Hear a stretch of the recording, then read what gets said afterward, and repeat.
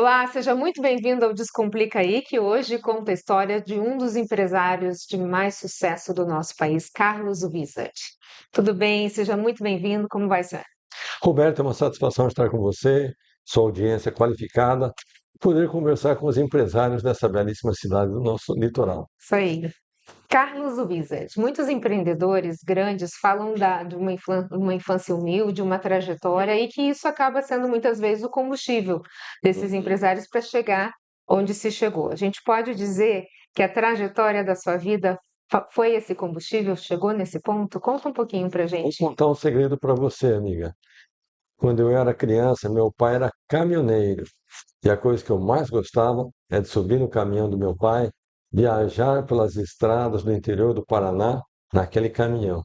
E o meu sonho de criança era ter o meu próprio caminhão, ser um caminhoneiro como meu pai, porque ele foi meu professor, meu mentor, meu herói.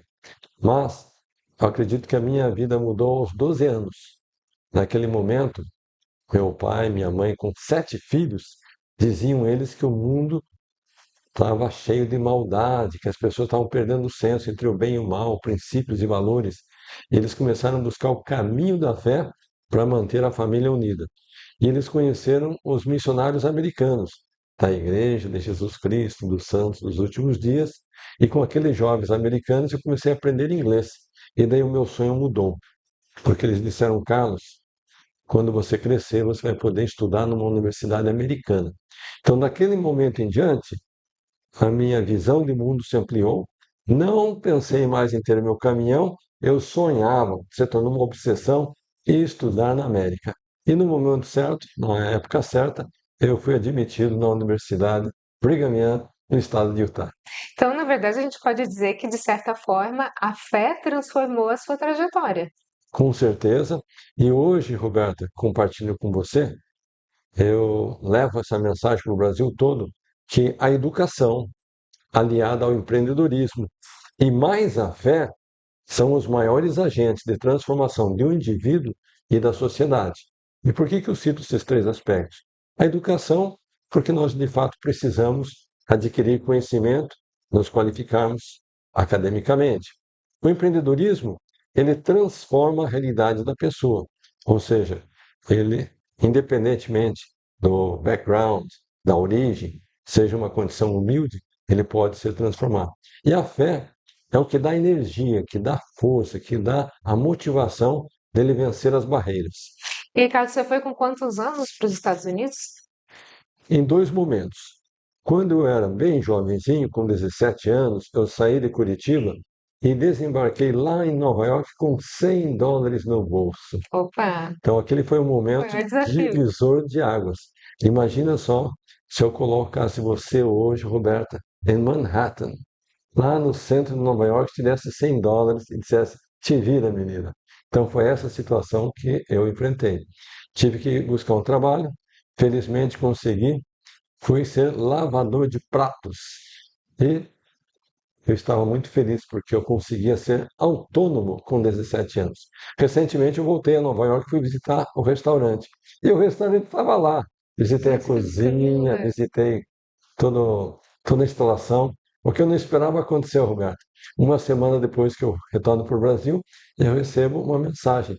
Sabe, Carlos, nós estamos querendo vender o restaurante aqui em Nova York. Você não quer comprar? Comprou? E as pessoas me perguntam, você comprou? Claro que não. O que eu vou fazer com o restaurante em Nova York? Mas aqui fica uma dica para você que está sintonizado conosco. Carlos Luiza só entra em negócio que ele consegue ganhar escala. Então, quando as pessoas me perguntam, você comprou um restaurante? Se eu fosse fazer uma rede de restaurantes nos Estados Unidos, seria muito bom começar por Nova York. Mas aí isso me traz um ponto que eu acho que é essencial quando a gente fala de empreendedorismo, porque muita gente se move pela emoção, Hum, né? Se a gente fosse pegar na emoção, puxa vida, foi o local que ícone. marcou sua vida, com US$ 100 transformou em outras coisas com o trabalho. Então, às vezes, a gente pode dizer que o empresário toma muito tombo porque ele se baliza na emoção? Meus amigos e minhas amigas, o empreendedor que vence, ele tem que saber equilibrar muito bem a razão e a emoção. Se você agir baseado somente pela emoção, como citou a Roberta, você vai se dar mal. Se você usar somente a razão e esquecer a emoção também vai se dar mal. Mas quando você atinge esse equilíbrio entre o lado emocional e o racional, você tem uma harmonia perfeita. Ok, vamos voltar lá para a lavação dos pratos? Ficamos Vamos. quanto tempo lavando os pratos? Eu fiquei 1 ano e meio, retorno para o Brasil, depois eu sigo para Portugal. Quantos dólares voltamos ao Ah, Brasil? agora eu volto para o Brasil com um bolso cheio de dólares, né? Aí, ó. Então, felizmente, consegui sobreviver na América, ter todo o conforto, viajar, ter meu carro, ter todas as despesas pagas e volto para o Brasil com dinheiro no bolso. E daí, naquela época, Roberta, eu vou para Portugal e passo 2 anos lá fazendo um trabalho voluntário, e isso faz parte da tradição, da cultura dos jovens americanos, e não foi diferente comigo, porque eu já tinha abraçado essa cultura. E daí sim, eu volto para o Brasil com 3 metas. Eu queria voltar a trabalhar, voltar a estudar e encontrar a mulher da minha vida. Olha, conseguiu. Daí casei com a Vaninha. E essa mulher teve um impacto muito grande na minha vida, tanto é que estamos casados há quase 50 anos. Olha, parabéns. E eu ganhava um salário mínimo por mês naquela época. Eu disse, meu amor, nós vamos ter que trabalhar muito, muito até eu poder casar com você, porque eu quero te dar o conforto que você merece. E ela disse, não, Carlos, eu não estou casando com o seu dinheiro, estou casando com você. Ó, emoção total. Então, eu só tenho que agradecer a ela pela confiança, porque, de certa forma, eu estava disposto a me sacrificar por muitos anos antes de casar, mas ela disse: nós vamos construir juntos. Carlos, o garoto que era o dono do negócio quando estava sonhando com o seu caminhão, depois virou um CLT, um prestador de serviços lavando os pratos, ajudou em muitos lugares, e aí teve, acho que um crescimento como pessoa, né? Porque quando a gente faz esses trabalhos voluntários, a gente cresce muito enquanto Sim, ser humano, e isso eu acho que molda qualquer empresário. Acho que todo mundo tinha que passar por isso em algum momento da vida concordo. para entender. Em que momento na sua vida houve esse estalo de que agora eu vou ter o meu negócio, vou agarrar isso com as minhas mãos e vou construir o meu império? Ótima pergunta. Então, finalmente, aos 26 anos, eu volto para os Estados Unidos agora como estudante universitário, me qualificando para me formar, e finalmente eu retorno ao Brasil bem empregado, todos os benefícios, salário, plano médico, estabilidade, tudo que se pode imaginar eu tinha. Nessa época já com 30 anos. Mas o que eu não esperava, Roberto, aconteceu. Alguns meses depois, fui demitido. Então imagina só, o sujeito tem 30 anos, já é pai de filhos gêmeos, minha esposa grávida e eu demitido. Então naquele momento eu tinha duas opções. Uma, enviar currículos e tentar uma vaga. Segundo, empreender. Mas confesso que eu não sabia por onde começar, com quem falar, onde buscar as respostas, e nem qual área devia atuar. Mas uma coisa eu fiz: fui buscar inspiração divina. Através da oração, a resposta veio. Carlos, você vai dar aulas de inglês, começar na tua casa, dando aula para um aluno, dois ou três, depois vai montar uma escola e depois vai expandir e crescer. Mas naquele momento de introspecção, Roberto, eu disse, mas meu Deus, estou desempregado, não tenho experiência, equipe, estrutura, não tenho apoio, não tenho grana, não tenho nada. E uma passagem da Bíblia veio na minha mente. Mateus 7,7. Pedi e recebereis. Buscai e achareis. Batei e abri-se-vos-á. Então, se eu estou falando hoje com você sobre sucesso, realização, conquista, eu tenho que agradecer a Deus, porque de fato me deu um caminho. E eu falo para todos que estão sintonizados conosco. Não importa o momento de vida que você está vivendo hoje, seja de sucesso, de fracasso, um dilema, uma insegurança, pode basear esse versículo, que ali você vai encontrar a tua resposta. E com essa força, claro que você iniciou, que a gente conhece que foi acho que é uma das maiores franquias do Brasil de escolas de inglês, né? Teve em algum momento, Carlos, um momento, a primeira crise, todo negócio tem sua crise, né? Como resolver sair dela com classe? Ótima pergunta. Nós temos que voltar no tempo, naquela ocasião, naquele momento que eu estava empreendendo. Nós temos que pensar que o presidente desse país, naquela época, se chamava José Sarney. E o plano econômico era o plano cruzado. A inflação corria na casa de 60, 70 ao mês. Tinha uma remarcação diária de preços. Então, qualquer pessoa que abrisse um negócio naquele momento podia dizer que era um maluco. Então, eu fui um desses malucos. Mas isso não foi o pior. Logo depois do Sarney veio Fernando Collor de Mello. E qual foi a primeira medida que ele fez? Roberto não tinha nem nascido ainda. Ah, não. Ele confiscou a conta de todos os brasileiros. Então não importava se tinha 1.000, 10.000, 100.000, de repente, toda a grana do Brasil estava oficialmente confiscada pelo governo federal.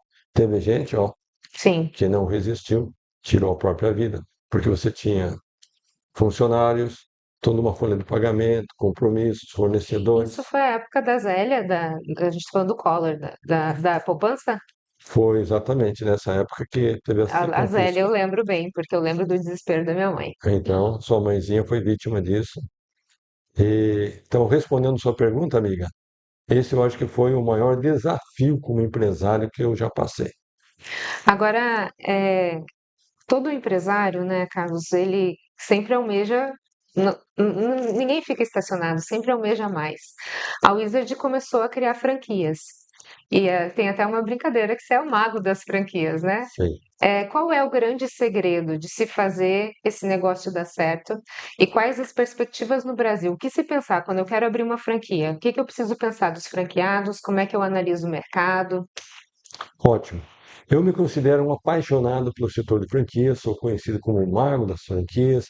Eu comecei a empreender no setor quando a ABF, Associação Brasileira de Franchising, estava surgindo. Então, de certa forma, eu fui um pioneiro nesse setor aqui no país. Mas respondendo de forma bastante objetiva a pergunta da Roberta, se você está buscando abrir um negócio, eu recomendo a franquia por algumas razões. Primeiro, você já pega uma marca consolidada, reconhecida no mercado. Segundo, você pega uma gama de produtos e serviços que já foram testados e comprovados. Terceiro, você recebe treinamento, transferência de know-how, que é super importante. Quarto, você tem uma consultoria e apoio constante. E quinto, você participa de um polo, de um fundo cooperado de marketing. Isso daqui é do ponto de vista de quem quer abrir um próprio negócio. Mas se a pessoa quer franquear, talvez tenha sido essa a sua pergunta, daí você tem que ter alguns cuidados. Por exemplo, será que o meu negócio é franqueável ou não? Essa é a primeira ponderação. Segundo, será que o meu negócio na mão de um terceiro vai ter a lucratividade, vai ter a rentabilidade, vai ter condição de ser uma fórmula bem-sucedida financeira? Porque, resumindo da forma mais simples, Roberto, franquia é uma receita de fazer dinheiro, mas tem que fazer isso daqui uma vez, duas vezes, três vezes na mão de terceiros. Mas antes de você chegar nesse ponto, a tua operação ela tem que estar muito redonda, muito saudável. Você não pode franquear uma coisa que ainda está em fase de Sim, teste. sim. Agora, a Wizard foi a sua primeira franquia. Sim. Depois dela, Bom, já empreendeu em vários nichos, né? o que acontece é o seguinte, gente, o que eu nunca esperava aconteceu. Eu comecei empreendendo com a Wizard, os anos se passaram, eu comprei outras redes de ensino de idiomas, como o IASG, Ah, a Skill, Microlins, na área profissionalizante, Pipo Computação, SOS Computadores. Ao todo foram 3.000 escolas, gerando 50.000 empregos no país, atendendo 1 milhão de alunos a cada ano, presente em 10 países. Então, esse foi o meu grande empreendimento. Mas o que eu não esperava, Roberto? Eu não esperava que um dia os britânicos iam sair lá de Londres, bater na minha porta com a proposta de compra do meu negócio. Nunca esperava isso. Agora, quando eles põem na mesa um cheque bilionário, você tem que dizer sim ou não. Daí chamei a esposa, os filhos, diretores, conselheiros, analistas. Depois de 5 minutos, sim. 5 minutos? Rápida decisão? Então você nunca sabe o que vem pela frente. Qual foi a lição que eu aprendi? Quando a oportunidade bate na sua porta, você abraça. E daí, voltando à pergunta original, eu fico um ano num período sabático, mas quando você tem um espírito empreendedor na veia, você descobre que todo empreendedor é um sonhador. E quando você realiza um grande sonho, você descobre que tem sonhos ainda maiores para serem realizados. E daí eu voltei a empreender, comprei a rede Mundo Verde, de produtos naturais. Eu trouxe para o Brasil Taco Bell, mais tarde assumi a Pizza Hut, KFC, Topper, Rainha, várias outras marcas. E hoje meu projeto do coração se chama Mister Wiz, que é uma escola de empreendedorismo, inglês, liderança, educação financeira, educação, inteligência emocional e artificial para crianças e jovens. Se a gente já vai voltar na Mister Wiz, eu só tenho uma curiosidade. O seu nome não é Carlos Wizard. Bom, essa é uma longa história. Eu nasci, Carlos Martins. No primeiro ano de operação da Wizard, uma franqueada me perguntou: Carlos, por que você não pega o nome da escola e coloca no seu nome? Nome civil. Eu disse: que ideia maluca. Isso não faz o menor sentido. Dela argumentou o seguinte: o fundador do Fisk se chama Richard Fisk. O fundador do IASIS se chama César IASIS. Você fundou a Wizard, fica bonito, Carlos Wizard. Esse menino, Carlos Wizard. esse menino não tem chance nenhuma, esqueça a ideia. Daí ela me desafiou. Você não ama essa marca. Se você não colocar Wizard no seu nome, eu vou colocar no meu. Daí eu pensei, minha nossa, a moça vai pôr o nome Wizard no nome dela.